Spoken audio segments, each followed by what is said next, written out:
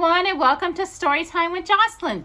Today we're going to be reading the 1964 Christmas special version of Rudolph the Red-Nosed Reindeer.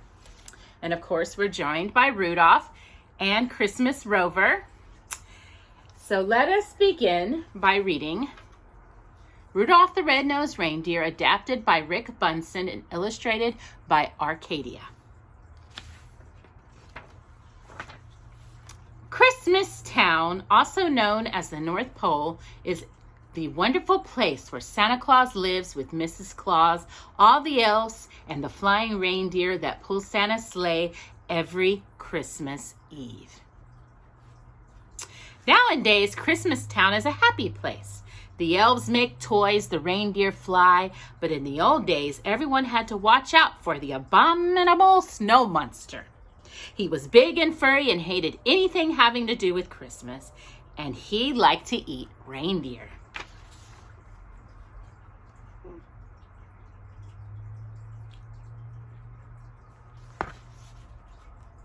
Right, Jocelyn? All that started to change when Santa's lead reindeer, Donner, became a papa. "We'll call him Rudolph," said Donner, looking at his new son. Suddenly, Donner and Mrs. Donner saw a bright light. "He's got a shiny red nose," said Donner in surprise. "I'd even say it glows." Santa came to see the new arrival, but then he saw Rudolph's nose. "Let's hope this glowing stops if Rudolph wants to make the sleigh team," Santa said. "We can't have any shiny noses flying through the sky." So the Donners put a little cover on Rudolph's nose.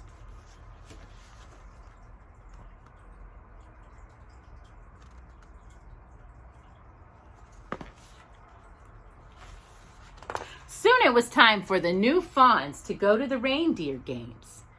There they would be inspected by Santa, who would choose the best reindeer for his team. At first, Rudolph felt shy, but soon he met a doe named Clarice.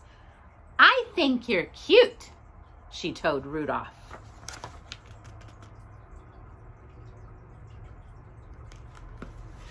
The coach arrived to teach the fawns what they needed to know to be on Santa's team. "First, we'll learn to fly," he told them. "You have to get up enough speed and jump into the wind." Rudolph was so excited about his new friend that he took off with a great whoosh. He soared high over the heads of the reindeer and Santa too.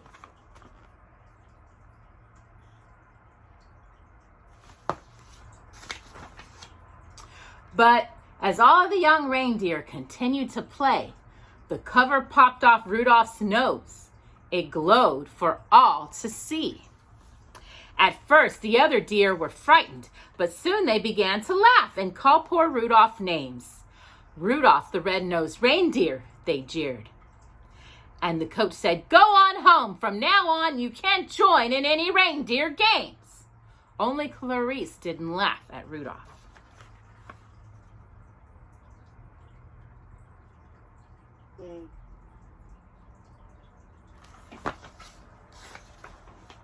Poor Rudolph wandered off alone.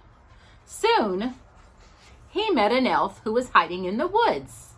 "My name is Hermie," said the elf. "I want to be a dentist, but right now I'm just an elf who doesn't belong." "And I'm a red-nosed reindeer," sighed Rudolph. The pair decided to be friends and to run away together. They hadn't wandered far when they heard the terrible roaring of the abominable snow monster. "It's my nose," said Rudolph. "The monster sees it and it's coming after us."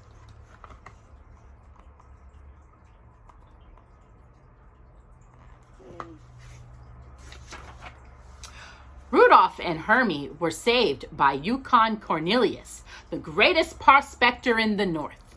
"Jump onto my sled," said Cornelius, "and we'll run like crazy." But no matter how fast they went, the monster stayed close behind. Finally, they were trapped at the water's edge. Cornelius chopped the ice with his axe, and the friends floated safely away.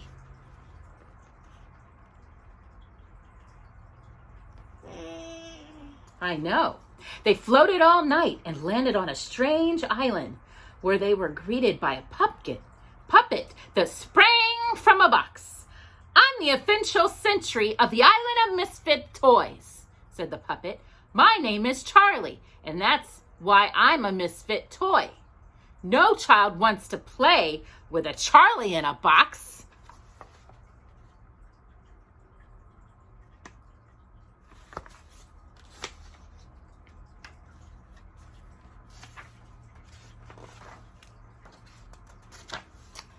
We want to travel with Santa Claus in his magic sleigh, said a misfit doll. Otherwise, we'll miss all the fun with the boys and girls when Christmas Day arrives. The friends met an elephant with polka dots, a choo-choo train with square wheels, and a water pistol that shot jelly, a bird that swam, a cowboy riding an ostrich, and a boat that couldn't float. We're misfits too, said Rudolph. Maybe we could stay with you.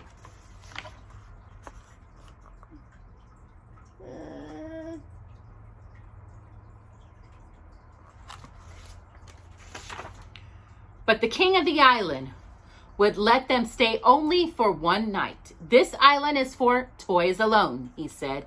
A living creature cannot hide here, but you can help us. When you return to Christmas Town, tell Santa about these homeless toys. I'm sure he can find boys and girls who would be happy with them. A toy is never happy till it's loved by a child.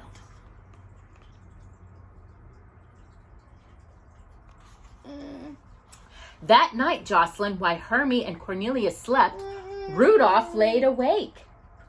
My nose will only bring my friends more danger, he thought. I must go off on my own. But as he wandered alone in the snow, Rudolph realized that he couldn't run away from his troubles.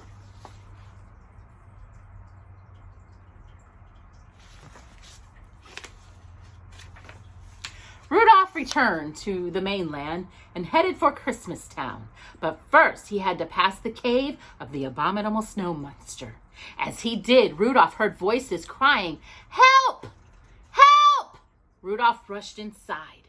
There were Rudolph's parents and Clarice. They had been searching for Rudolph and had been caught by the monster, who was about to devour Clarice.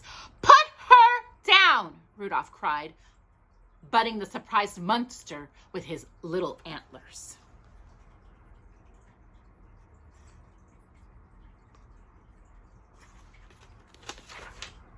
Just then, Hermie and Cornelius pulled out outside the cave. They had followed Rudolph's trail and knew he needed help. An abominable snow monster will never pass up a pork dinner, said Cornelius. Hermie, you sit outside the cave and oink like a pig. When the monster comes outside, watch out! Oink! Oink! Hermie approached the mouth of the cave. Oink! Oink! He called. The monster dropped Clarice and rushed outside. At that moment, Cornelius pushed a giant snowball down on top of him. Splat! Working quickly while the monster was stunned, Hermie used his dentist tools to remove the monster's teeth.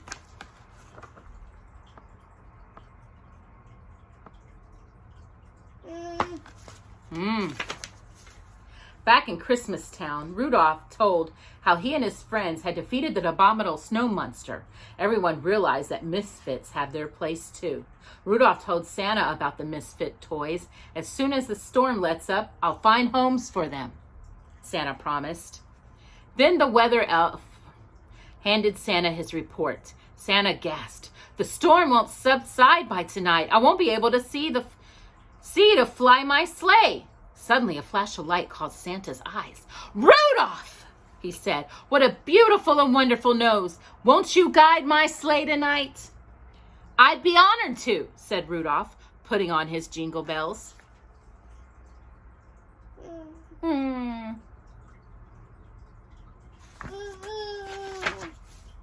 Okay, Rudolph, said Santa. First stop is the island of Misfits Toys.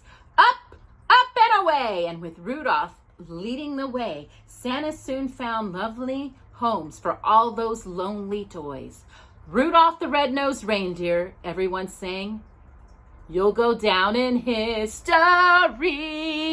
And he did.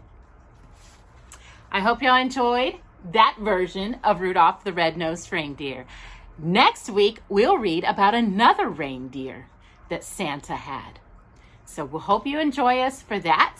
And Jocelyn and I and Rudolph and Christmas Rover would like to wish you and your family a happy holiday and a Merry Christmas. And remember that Jesus is the reason for this season.